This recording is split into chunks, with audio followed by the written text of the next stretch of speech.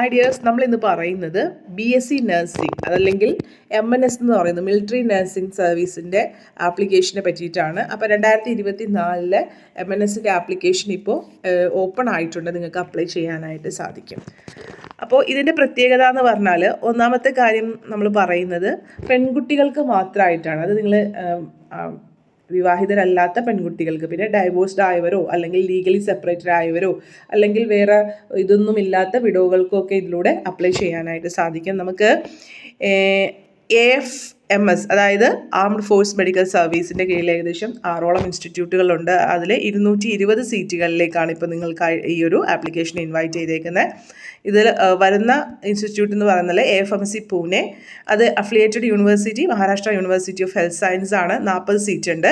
കൊൽക്കട്ടയുണ്ട്, West Bengal university of health science ആണ്, 30 seat ഉണ്ട്. അശ്വിനി മുംബൈ ഉണ്ട്, INHS അശ്വിനി മുംബൈ, അവിടെ മഹാരാഷ്ട്ര യൂണിവേഴ്സിറ്റി തന്നെയാണ്, 40 സീറ്റ് ഉണ്ട്.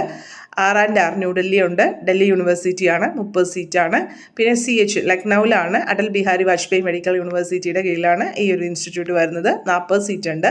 അതുപോലെ ബാംഗ്ലൂരുണ്ട്, Rajiv Gandhi university of health science ആണ് ഇതിൻ്റെ യൂണിവേഴ്സിറ്റി പറയുന്നത്, 40 സീറ്റ്. ഇങ്ങനെ ഈ ഒരു ടോട്ടൽ 220 സീറ്റുകളിലേക്കാണ് ഇപ്പോൾ ആപ്ലിക്കേഷൻ ഇൻവൈറ്റ് ചെയ്തേക്കുന്നത് കേട്ടോ. അപ്പോൾ അതൊരു എലിജിബിലിറ്റി ക്രൈറ്റീരിയ ഉണ്ട്, നമുക്ക് എന്താണെന്നുള്ളത് നോക്കാം.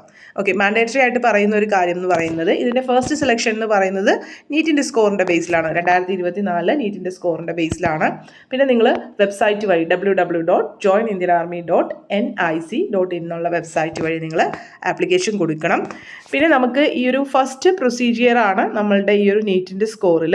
പിന്നെ ഡൽഹിയിലെ ബേസ് ഹോസ്പിറ്റലിൽ നടക്കുന്ന കമ്പ്യൂട്ടർ ഉപയോഗിച്ചിട്ടുള്ള ടെസ്റ്റിൻ്റെ പ്രകടനം, സൈക്കോളജിക്കൽ അസസ്മെൻറ്റ്, ഇൻ്റർവ്യൂ എന്നിവ പരിഗണിച്ചിട്ടാണ് ഫൈനൽ റാങ്ക് ലിസ്റ്റ് തയ്യാറാക്കുന്നത് കേട്ടോ. അതുപോലെ തന്നെ സ്പോർട്സിലും സൈനികരുടെ മക്കൾക്കും പ്രത്യേകം വെയിറ്റേജ് ഇതിലുണ്ട്. അപ്പോൾ അത് റിലേറ്റഡ് ആയിട്ടുള്ള സർട്ടിഫിക്കറ്റ് നിങ്ങൾ ഹാജരാക്കുക എന്നുള്ളതാണ്. അപ്പോൾ ഒരു കാര്യം ഓർക്കുക, ഈ നമ്മളുടെ മലയാളി കുട്ടികളൊക്കെ അവിടെ പഠിക്കുന്നുണ്ട്. പിന്നെ കുറേ നിങ്ങളങ്ങനെ ഇങ്ങനത്തെ ഉള്ള അസസ്മെൻറ്റ് അല്ലെങ്കിൽ ഇങ്ങനെയുള്ള ടെസ്റ്റ് എന്നൊക്കെ പറയുമ്പോൾ സൈക്കോളജിക്കൽ ടെസ്റ്റ് എന്ന് പറഞ്ഞിട്ട് പിൻവലിഞ്ഞ് പോകരുത്, നിങ്ങൾ അപ്ലൈ ചെയ്ത് നോക്കുക. ഓക്കെ, സാധാരണ ഇവർ ഡൽഹി എത്താനുള്ള ആ ഒരു മണിയൊക്കെ സാധാരണ നമ്മൾ ചിലപ്പോൾ നമുക്ക് ആ ഒരു ട്രാവൽ ചെയ്ത് എമൗണ്ട് നമ്മളവിടെ ഹാജരാക്കുവാണെങ്കിൽ അവർ ആ എമൗണ്ടൊക്കെ നമുക്ക് തിരിച്ചു തരാറൊക്കെ ഉണ്ടായിരുന്നു. പ്രീവിയസ് ഇയറൊക്കെ അങ്ങനെ ഉണ്ടായിരുന്നു. അപ്പോൾ ഇതിൻ്റെ കൂടുതൽ കാര്യങ്ങൾ ഒന്ന് നോക്കണം, അങ്ങനെയുള്ള ഇതുണ്ടോ എന്നുള്ളത് താഴേക്ക് നമുക്കൊന്ന് നോക്കാം കേട്ടോ.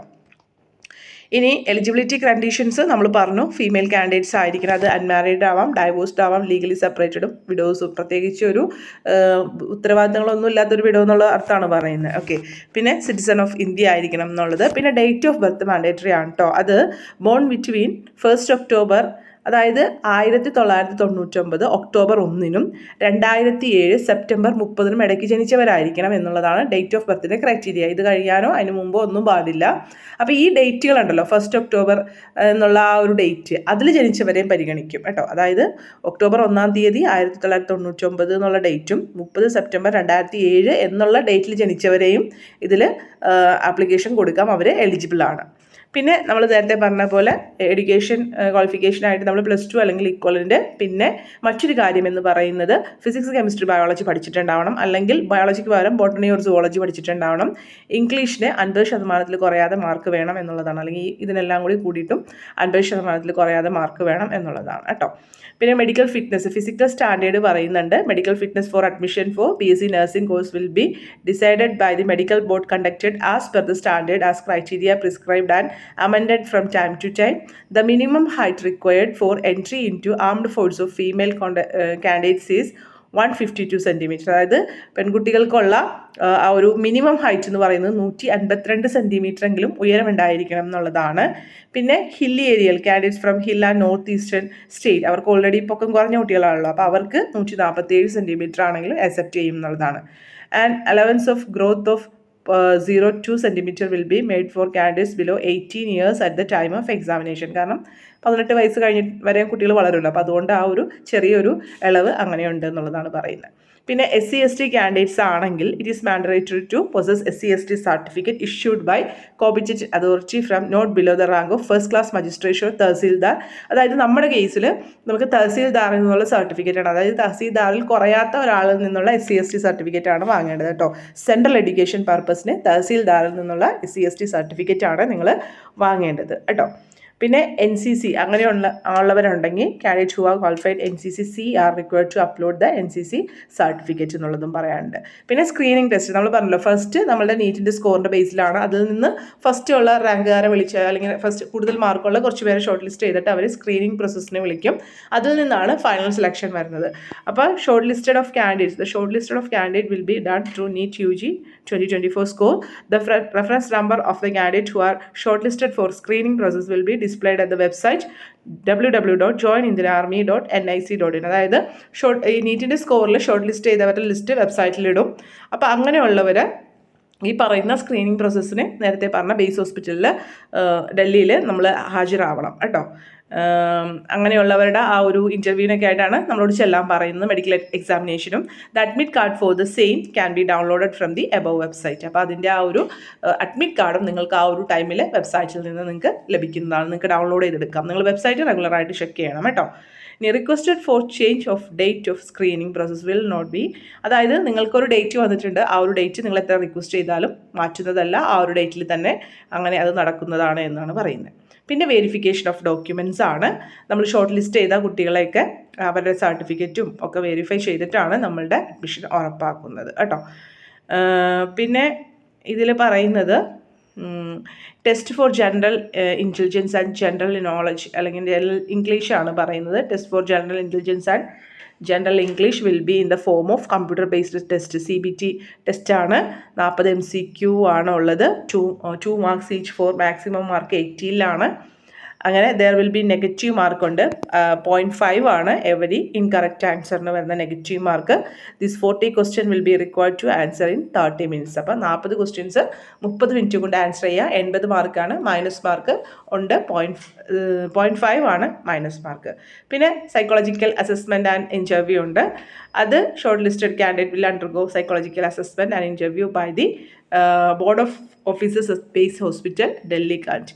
The candidates may be asked questions on the above core subject of to 12th general knowledge, current affairs and their interest, hobbies etc. ചിലപ്പോൾ നിങ്ങളുടെ ഒരു ഗ്രാമത്തിനെ കുറിച്ച് പറയാനോ അല്ലെങ്കിൽ നിങ്ങൾ താമസിക്കുന്ന ഒരു പ്ലേസിൻ്റെ പ്രത്യേകത എന്താണെന്ന് പറയാനോ അങ്ങനെയൊക്കെ ചിലപ്പോൾ അങ്ങനെയൊക്കെയുള്ള ക്വസ്റ്റ്യൻസ് ഒക്കെ ആയിരിക്കും. ഇത് നിങ്ങളങ്ങനെ ടെൻഷൻ ആവേണ്ട ഒരുപാട് വലിയത്. നിങ്ങൾ വേണമെങ്കിൽ യൂട്യൂബിലൊക്കെ ചിലപ്പോൾ അടിച്ചു നോക്കിയാൽ ഇവരുടെ ക്വസ്റ്റ്യൻസോ അങ്ങനെ MNSൻ്റെ ട്രെയിനിങ്ങോ അങ്ങനെയൊക്കെ ഉണ്ടെങ്കിൽ ലൈക്ക് അതൊക്കെ നിങ്ങൾക്ക് വേണമെങ്കിൽ ഒന്ന് റെഫർ ചെയ്തിട്ട് പോകുന്നത് നല്ലതായിരിക്കും കേട്ടോ. പിന്നെ മെഡിക്കൽ എക്സാമിനേഷനാണ്. നേരത്തെ പറഞ്ഞ പോലെ അവർ ഇത്ര സെൻറ്റിമീറ്റർ ഉയരം വേണം അങ്ങനെയൊക്കെയുള്ള കാര്യങ്ങളൊക്കെ പറയുന്നുണ്ടല്ലോ. അപ്പോൾ മെഡിക്കലി ഫിറ്റ് ആണോ എന്ന് അറിയാനോ ഒക്കെ ആയിട്ടുള്ളൊരു എക്സാമിനേഷനാണ് പറയുന്നത് കേട്ടോ. ഇനി മറ്റൊരു കാര്യം എന്ന് പറഞ്ഞാൽ ഇതിൽ പറയാനുള്ളത് സീറ്റിൻ്റെ കാര്യം നിങ്ങൾക്ക് മനസ്സിലായല്ലോ. ആപ്ലിക്കേഷൻ ഫീസ് ഉണ്ട് കേട്ടോ. SC ST കാൻഡിഡേറ്റ്സിന് അവർക്ക് പ്രത്യേകിച്ച് ഫീസൊന്നും ഇല്ല എന്നുള്ളതാണ് എനിക്ക് തോന്നുന്നത്. ബാക്കി എല്ലാവർക്കും 200 രൂപയാണ് അപേക്ഷാ ഫീസ് വരുന്നത് കേട്ടോ. പിന്നെ നിങ്ങൾക്ക് ഇതിൽ ഫോൺ നമ്പേഴ്സ് ഉണ്ട്. ലൈക്ക് നിങ്ങളിപ്പോൾ നിങ്ങൾക്ക് എല്ലാവർക്കും ഇംഗ്ലീഷ് അറിയണമെന്നില്ല എങ്കിൽ, സംസാരിക്കാൻ ബുദ്ധിമുട്ടുണ്ടെങ്കിൽ അവരോട് മലയാളത്തിൽ സംസാരിക്കുന്ന ഒരു ഓഫീസറെ തരുമെന്ന് ഇംഗ്ലീഷിലൊന്ന് ചോദിച്ചിട്ടുണ്ടെങ്കിൽ ചിലപ്പോൾ നിങ്ങൾക്ക് മലയാളത്തിൽ സംസാരിക്കാൻ പറ്റും കേട്ടോ. കാരണം അവിടെയൊക്കെ മലയാളീസ് ഉള്ള സ്ഥലമാണ്. അപ്പോൾ നിങ്ങൾക്ക് ലാംഗ്വേജ് ഒരു പ്രോബ്ലം ആയിട്ട് വരുന്നുണ്ടെങ്കിൽ വേണമെങ്കിൽ അങ്ങനെ റിക്വസ്റ്റ് ചെയ്താലും നിങ്ങൾക്ക് കിട്ടും കേട്ടോ. അപ്പം ഞാൻ ഇതിൻ്റെ വെബ്സൈറ്റ് ഒന്ന് പറഞ്ഞുതരാം. ജോയിൻ ഇന്ത്യൻ ആർമിയുടെ വെബ്സൈറ്റ് നമ്മൾ ഓപ്പൺ ആക്കണമെങ്കിൽ ഒരു ക്യാഷ് അടിച്ചു കൊടുക്കേണ്ടതായിട്ട് ചിലപ്പോൾ വരും. എന്നിട്ട് ഓപ്പൺ ആയി കഴിയുമ്പോൾ തന്നെ ഈ സൈഡിൽ നിങ്ങൾക്ക് ഇവിടെ വന്ന് കിടക്കുന്നുണ്ട് കണ്ടോ, BSc നഴ്സിംഗ് എന്നുള്ള ഈ ഒരു ഇതാണ് വെബ്സൈറ്റ്. joinindianarmy.nic എന്നുള്ള വെബ്സൈറ്റ് ഇതിൽ വന്നിട്ടുണ്ടെങ്കിൽ ഇപ്പോൾ ഞാൻ വായിച്ച ഈ ഒരു PDF ഇല്ലേ അതിവിടെ കിടക്കുന്നുണ്ട് കേട്ടോ. BSc നഴ്സിംഗ് എന്നുള്ള ആ ഒരു ന്യൂ എന്ന് പറയുന്ന ആ ഒരു ഇതിൽ ക്ലിക്ക് ചെയ്തിട്ടുണ്ടെങ്കിൽ നിങ്ങൾക്ക് ഈ ഒരു PDF കിട്ടും. നിങ്ങൾക്ക് കൂടുതൽ എന്തെങ്കിലും ഇൻഫർമേഷൻസ് അറിയണം എന്നുണ്ടെങ്കിൽ ആ കോൺടാക്ട് നമ്പറിൽ നിങ്ങൾക്ക് കോൺടാക്ട് ചെയ്യാം. കറക്റ്റ് ആയിട്ടുള്ള ഇൻഫർമേഷനും കിട്ടും കേട്ടോ. Take care, stay blessed. Thank you.